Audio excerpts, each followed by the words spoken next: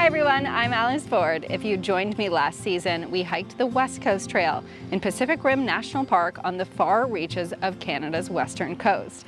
And this summer, I am doing something just as epic. I've flown all the way across North America to reach its most easterly point on the island of Newfoundland. Now, this is the 16th largest island in the world. It shares a province with Labrador, and it's got stunning coastline, epic wildlife, and fantastic hiking trail called the East Coast Trail.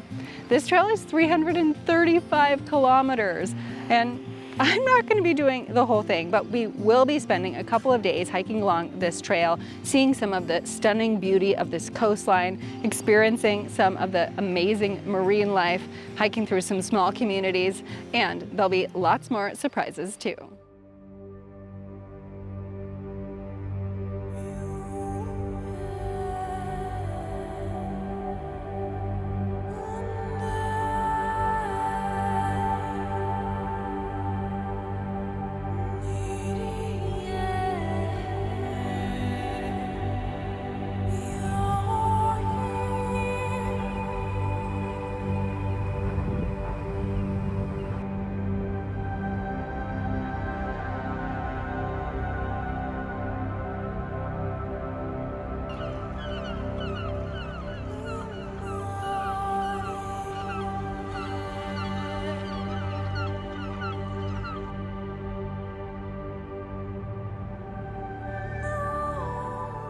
This adventure begins in the colorful coastal city of St. John's, Newfoundland, the oldest city in North America, and one I'll be showing you more of when I return from the trail. It's my first official day here on the East Coast Trail. I could not have asked for better weather. The skies are blue, the temperature is warm, and the views over the Atlantic are absolutely epic. Now, this trail is super unique for a thru hike because it doesn't have to be a thru hike. You can also do this as a day hike. There are 25 different trails that you can choose from that go to the coast. They go through small communities along the coast and through some of the beautiful forest here in Newfoundland as well. If you want to do the trail in full, you can do that too, which takes about 2 to 3 weeks. And I'm doing about a 3 to 4 day section here, which is around 65 kilometers and should take me here from the Manche Provincial Park all the way back to St. John's. I've come to what I have called Frog Pond because, oh, hi little guy.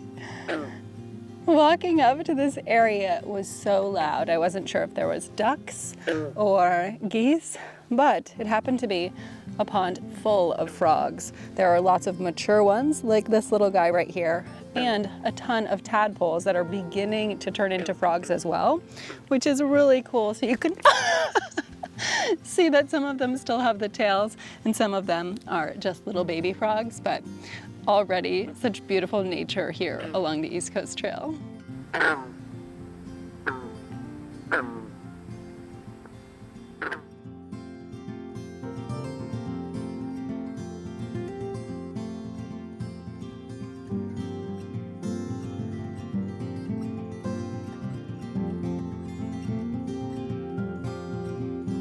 I was easing into my first day on the trail with a planned 11 to 13 kilometer hike, which would get me acquainted with the stunning jagged coastline and the beautiful flower-filled meadows and forests of the Avalon Peninsula. My body was full of excitement for the wonders and discovery that lay ahead on this epic adventure.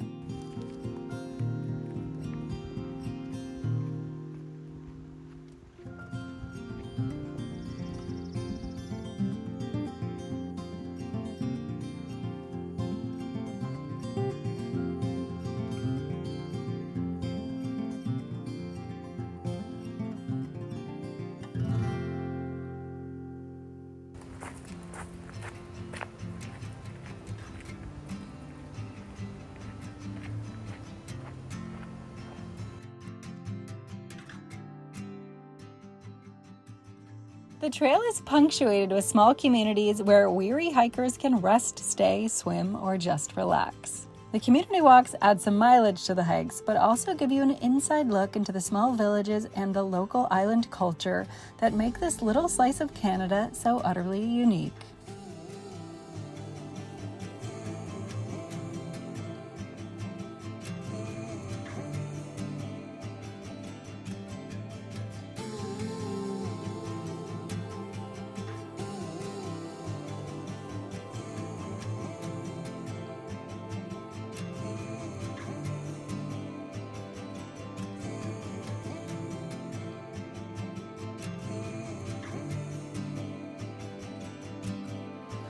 I've made my way back onto the trail after going through those first couple of communities, and we're back along the beautiful coastline. Now offshore here are a couple of islands, and these are full of thousands of birds. There are gulls flying ahead, there are cormorants in the waters, and there are also Atlantic puffins. These are my first puffins of the trip, and many people come here to Newfoundland just to spot these birds. They are all over the sea here if you look closely. And surprisingly, Atlantic puffins are actually quite a small bird. And when they come into land to nest, their beaks actually change color with the more orange color that you may be used to seeing puffins with. Pretty cool to see these creatures out here, lots of them swimming around and enjoying this beautiful day.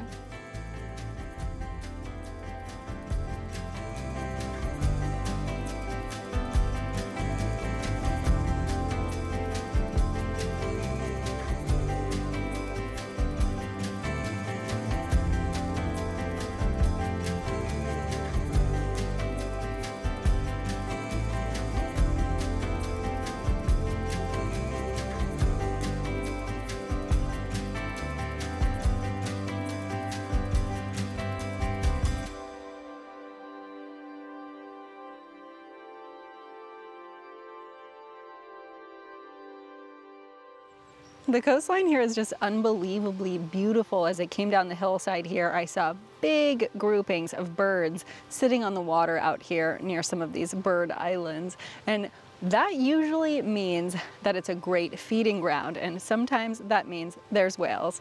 Now, Canada has about 35 species of whales that patrol through, live in, or migrate through the Canadian waters. 22 of those can be found off the coastline of Labrador and Newfoundland. So there's a lot of whale species that live around here. And off the coast, I've already seen today minkies and humpbacks, keeping a watchful eye for some more. But this is just one of the amazing marine creatures you can see if you're doing this hike.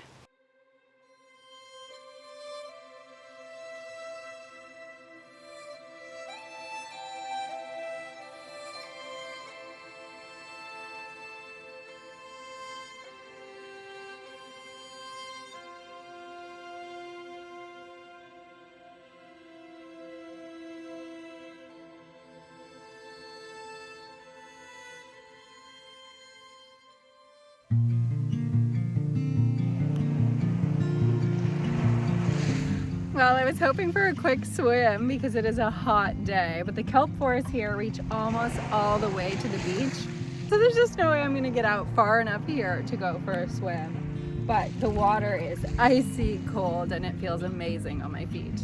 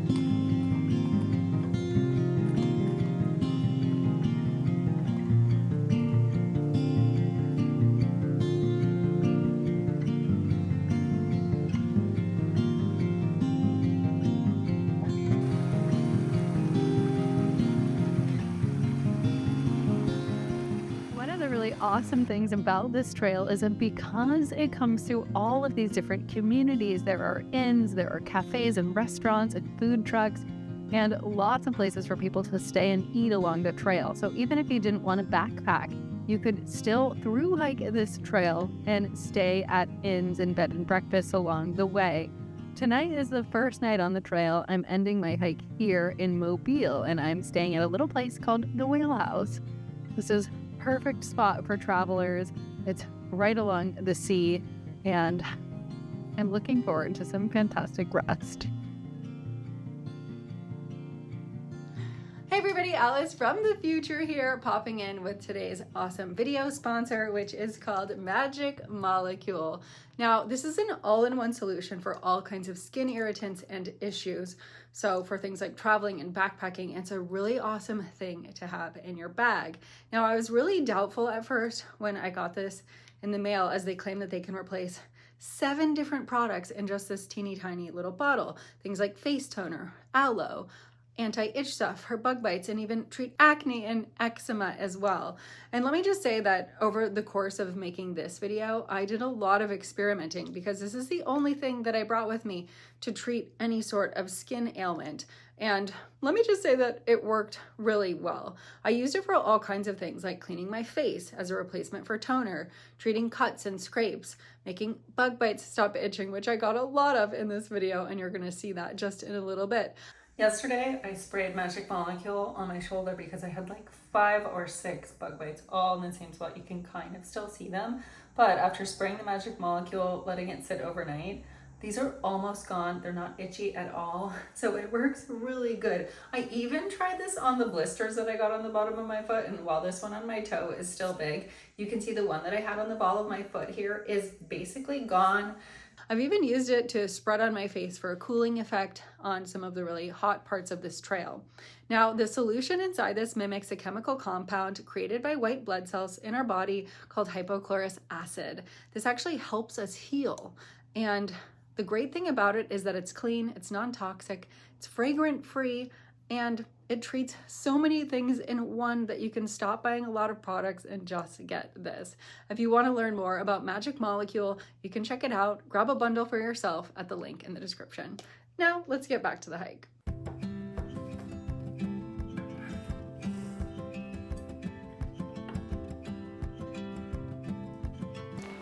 I am just getting the day started. It's around 9:15.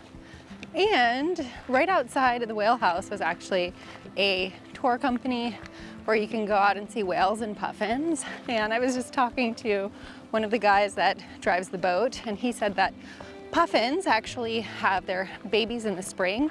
So a lot of the ones that I'm seeing offshore are little families with babies, and it's kind of their first few months at sea. They're learning to fly. So that's really cool. But if you planned this with a lot of time, you could hike, you could stay in B&Bs, you could do some of the whale and puffin tours along the way, and you could really make a leisurely multi-day hike out of it, which is really cool. Right after leaving the Whale House, I seem to have missed a turn. This would have taken me along the beaches path, my next leg of the East Coast Trail, a 7.1 kilometer trail along the Ecological Reserve's coast. But instead, I had a long, hot, and somewhat miserable walk along the Loud Road. It was about 6.5 kilometers and definitely wasn't very scenic, but I did see some wildlife. Oh, that's a moose. Oh, okay. Just go over there. Okay, hi, buddy.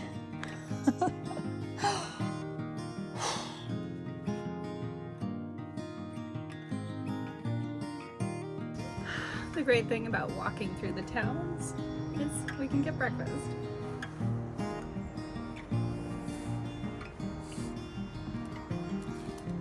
We may be in one of the moosiest countries on earth, but this part of Canada never actually had any native moose.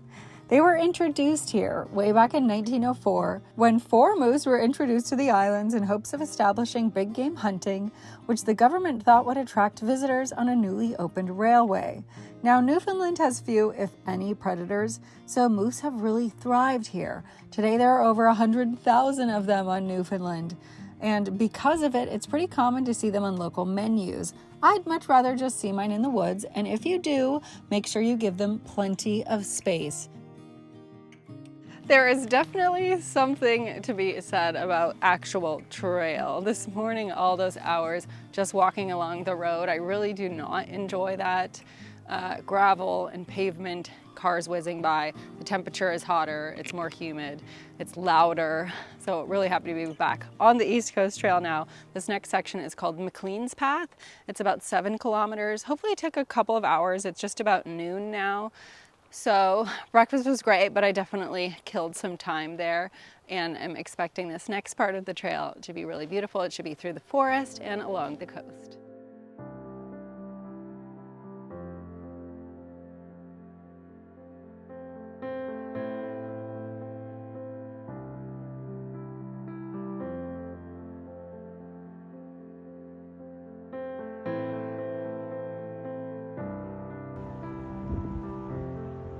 Oh, I just breached. I just heard this huge slap and there it goes.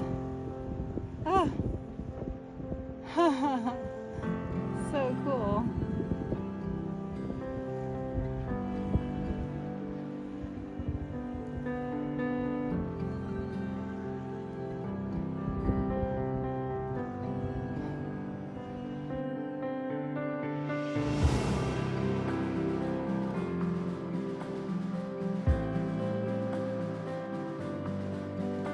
I think one of my favorite parts along this trail so far has been all of the whale spottings, and today has been no different. Yesterday we saw a bunch, but today there are so many whales. I am looking at a few off the cliff here in the water that are feeding quite far offshore, but I just came around a bend a little bit ago and there was a humpback feeding pretty close to shore, flapping his flippers and smashing his tail, and it is so loud, the sounds. It carries all the way up here onto the hillsides. I can even hear their spouts when they're blowing air out of their blowholes, and I'm watching some of that steam coming out of the water right now.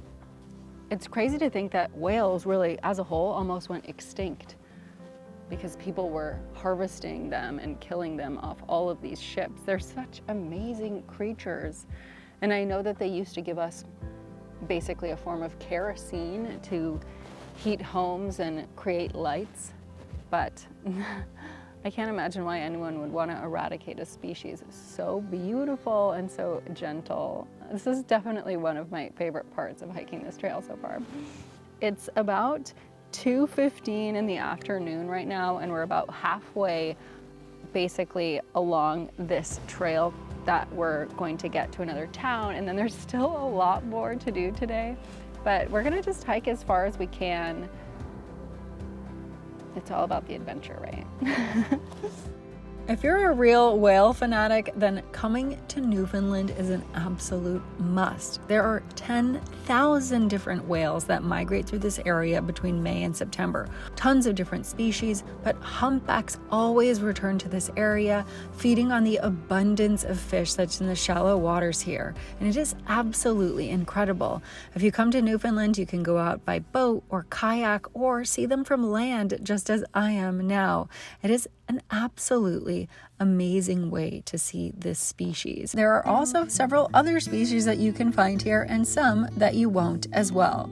Now, when I came here, some of the locals told me that I should carry bear spray and that I should be cognizant of populations of bears in the wild. So I actually did a lot of research on this, and this was actually a false claim. There are no grizzly bears on the island of Newfoundland. These are much farther west on the mainland parts of Canada, so you don't have to worry about any sort of aggressive bears while you're hiking this trail. There are black bears on the island of Newfoundland, but from all reports that I've read, and I did do a lot of reading on this, there are very few, if any, black bears on the Avalon Peninsula itself.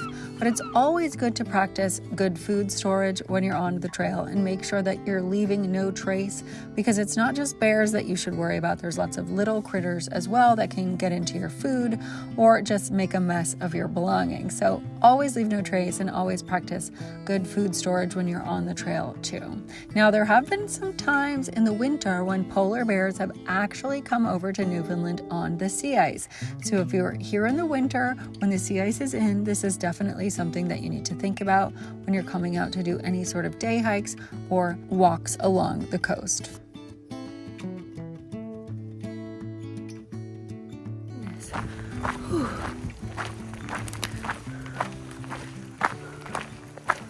My hair is a mess. I did not expect this to take as long as it has today, and I was expecting to be a lot farther along the trail. It's after 4 p.m. now, and where I want to end up is realistically several hours of hiking still, and that means I'm most likely not going to get to a campsite. There's only a few of them along this entire path, and I believe the next closest one is something like 12 kilometers from here. So we'll see. I'm not exactly sure what my next kind of course of action is going to be, but I'll see how I feel when I get to town.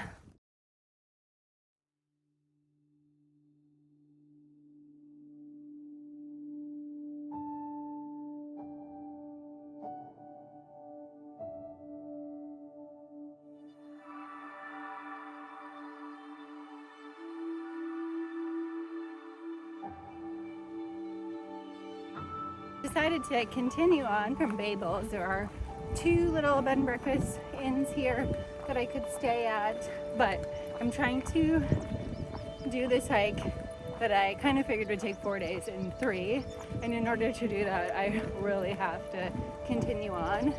So it's about 2 kilometers on this paved road to get to the next trailhead, and then that trail is 16 kilometers in length, which means I probably won't finish it tonight.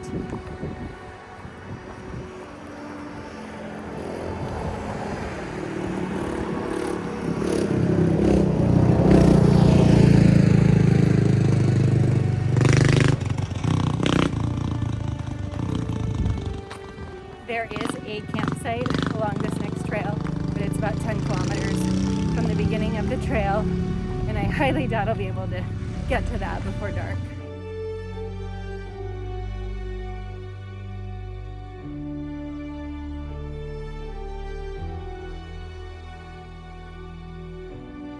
This next section of trail is called the Spout Path, and technically if you're backpacking this trail, you can camp just about anywhere. But there's 2 problems that go along with that. There's so few places that are suitable, at least in these sections that I've hiked so far, because of the ruggedness of the cliffs and the lack of flat and appropriate kind of camping areas. Now, you can also camp on private property as long as you've gotten permission from the property owner, so you do need to ask for that. My hope in doing this next section of trail is that I can camp somewhere near the Bay Bulls Lighthouse, which is within the first few kilometers of this section of trail.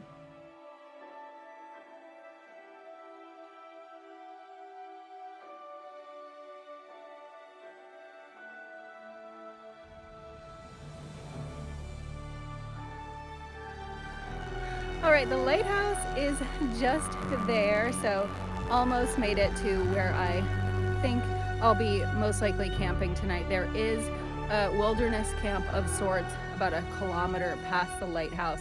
So if I can't find a suitable spot by the lighthouse, I'm gonna go a little bit further as long as the daylight persists. It's about 7 p.m. now, so I do have about 2 hours until darkness, but definitely don't want to be hiking on this trail in the dark because it's got a lot of roots and a lot of rocks and could be a little bit treacherous, so definitely need to make camp soon.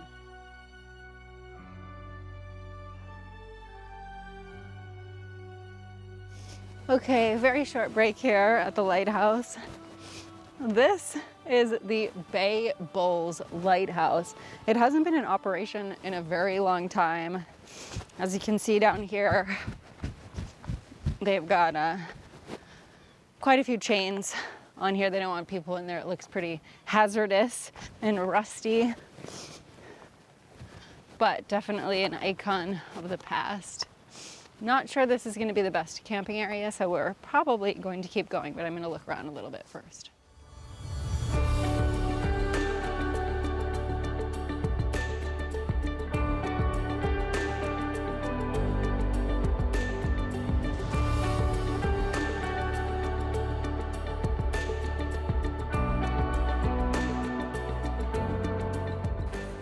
All right, I hear a river, and I just saw a tent.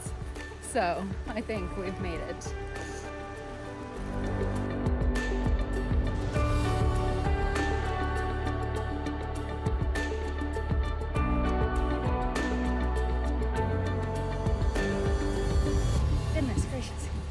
All right, whew.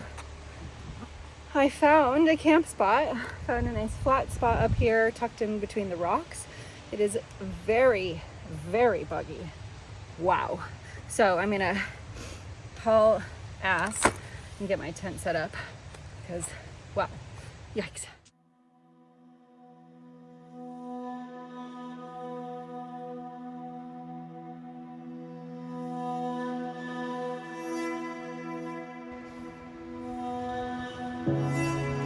Lots of bugs.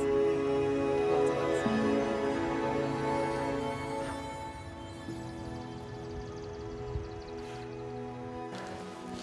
All right, oh my gosh, it is so buggy. They're like no-see-ums, but you can see them because they're everywhere.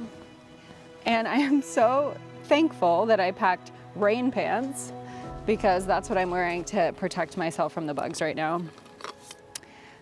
This is the buggiest it's been on this trail.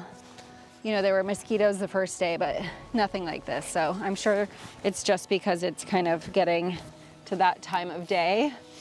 But wow, I have never experienced this many bugs backpacking. I'm just getting some dinner prepared. I'm gonna get some water boiling, and tonight I'm making a mushroom pasta. Then I'm gonna go grab some more water. My tent is set up, so at least that's done, and I'll be bug-free later on.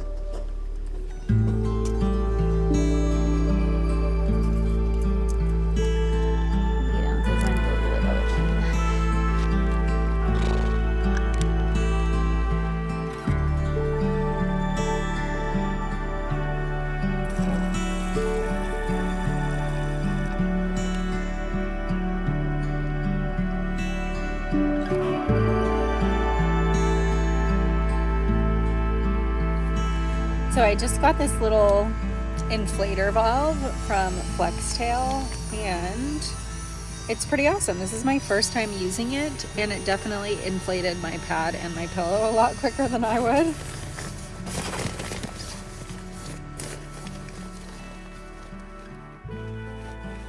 All right, it is 9:30 and I am just about ready for bed.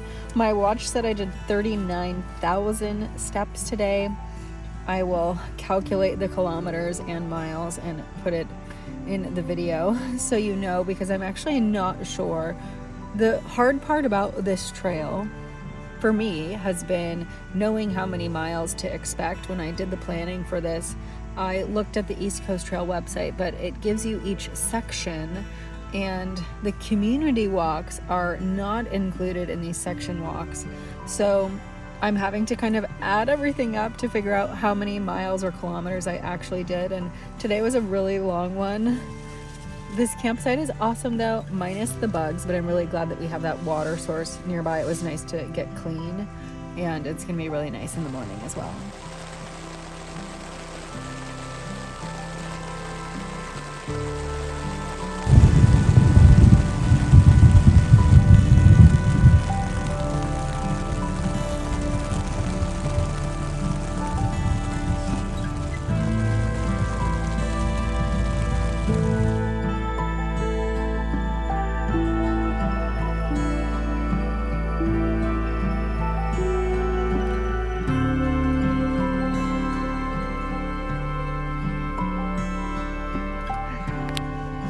Just waking up.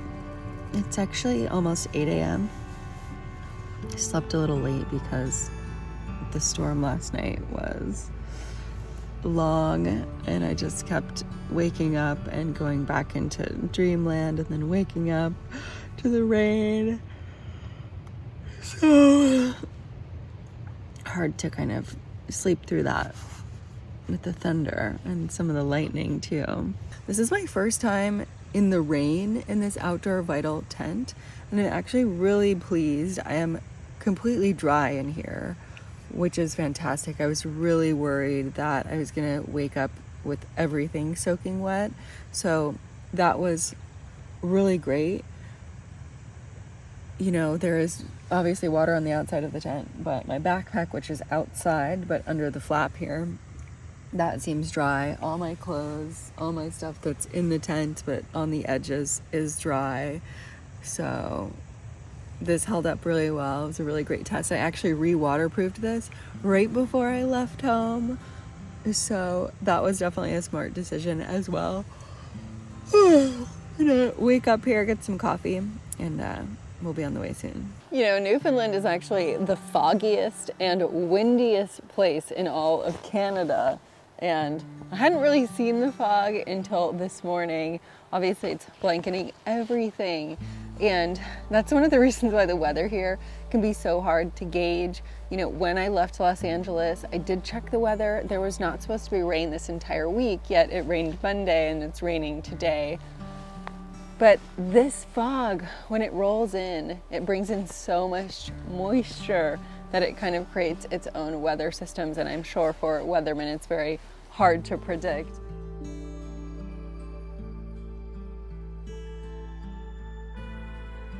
One thing I just can't get over is how unpopular this trail is. You know, here at this campsite there's one other tent, but the reason I know that not a lot of people camp here is because none of the flat areas have any sort of disturbance. They are all super grown up, tall grasses and flowers. You know, I've just matted down this area, but when I got here, it wasn't like this. So it just goes to show you how few people are backpacking this trail. You know, it's definitely backpacking season. It's July. So it's just wild in comparison to the West Coast Trail, where it's a permitted hike and it's very hard to get a permit. There's 300 people a day that are allowed to hike it. And this, there's no permits. There's nothing that you need to book in advance. You just come. If you want to backpack, if you want to camp somewhere, you can camp somewhere. Just the stark difference between these trails. And this one may not have ladders and it may not have a lot of bridges, but the beauty is astoundingly epic.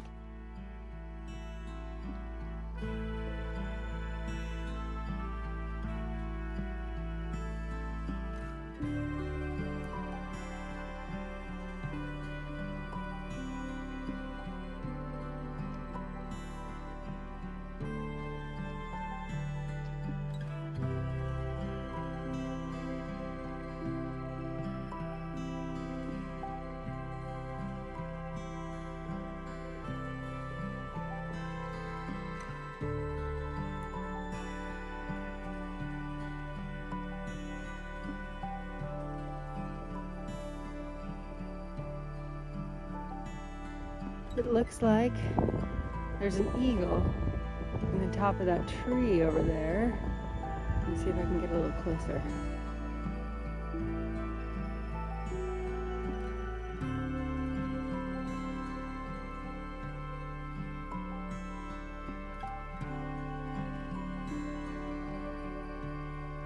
Gosh, you really can't get views much better than this along a coastline. It's just spectacular. We're about an hour and a half into the hike today. And where we're heading, we are on the Spout Path, and we are heading actually to a water-driven geyser that should be in about 7 kilometers. It's near kind of the end of the trail when you're hiking south to north, which is definitely not the typical direction most people hike. But it's one of the more popular trails, but also one of the more strenuous ones. So there's lots of ups and downs on this path. I haven't seen anyone this morning, so I've got the whole place to myself. And if you look way down the coastline here, you can see that last little mass of land. That is the easternmost point in Canada, and we'll be heading there tomorrow.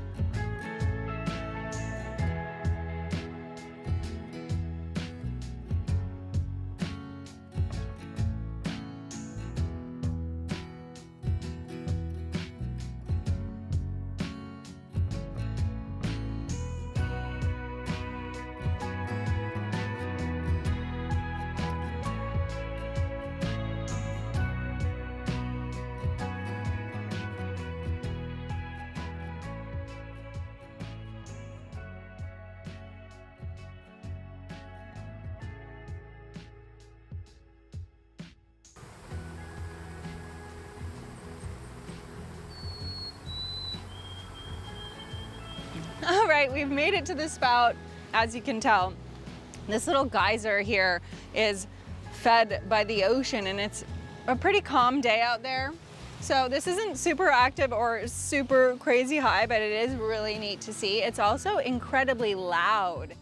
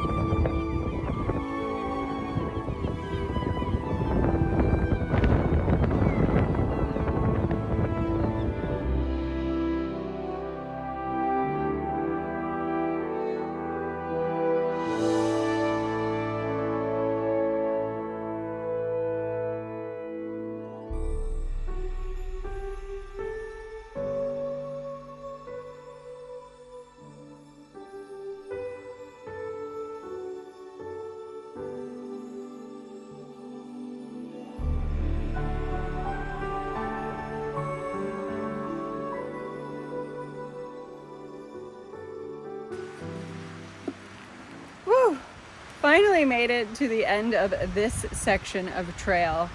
It is 4:30 p.m. It's been a long day. It's been hot, humid, muddy, and wet. And from here, there's options. You can continue on the East Coast Trail, which takes you on the Motion Path, which can spit you out at Petty Harbor, which is about 13 kilometers from here.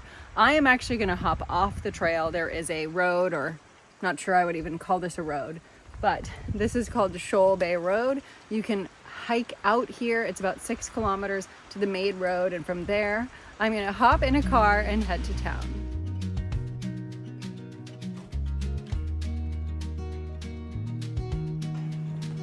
This is definitely not what came to mind when I read road. More of an ATV road, and it has been completely turned into a river. The wet shoes continue.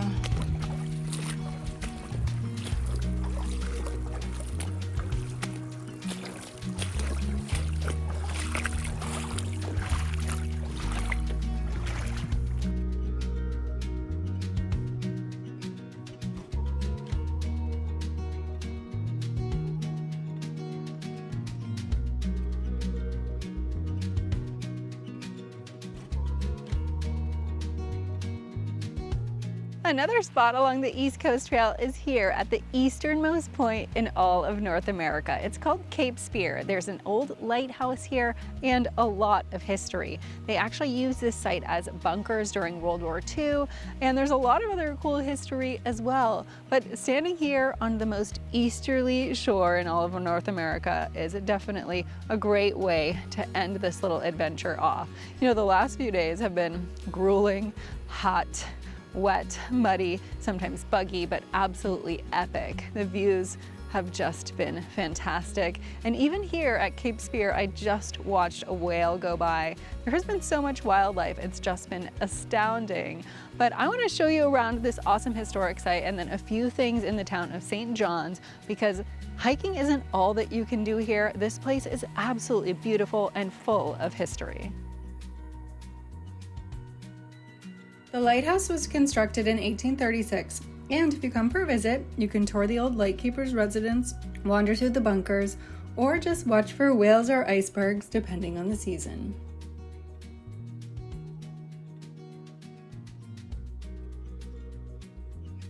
Just north of Cape Spear is the vibrant city of St. John's. Known for its colorful architecture and rich history, it boasts a unique blend of old world charm and modern amenities. The East Coast Trail connects directly into St. John's, offering the ability for a beautiful coastal walk for all its visitors and locals. The city has museums, shops, and lots of ways to learn about its rich history. There's a lot of really interesting history here in St. John's, and one of the most prominent features that you have to visit dominates the skyline and overlooks the harbor. This is Signal Hill. This historic site is famous for the first transatlantic wireless signal that was received in 1901 in this very spot by Guglielmo Marconi. And it's also famous for being the strategic outpost and site of the last battle during the 7 Years' War.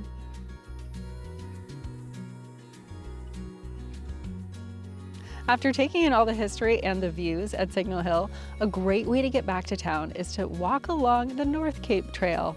This is a really scenic hiking trail that goes along the cliffs. There are stairs and walkways. It is absolutely beautiful, and it will spit you out in the little teeny part of town called the Battery.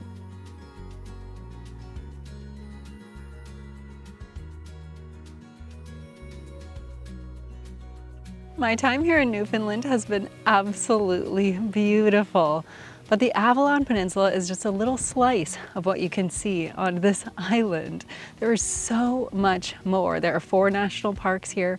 There are beaches, there are forests and bogs and marshes, and as we have seen, so much wildlife. More whales were just swimming off the coast here.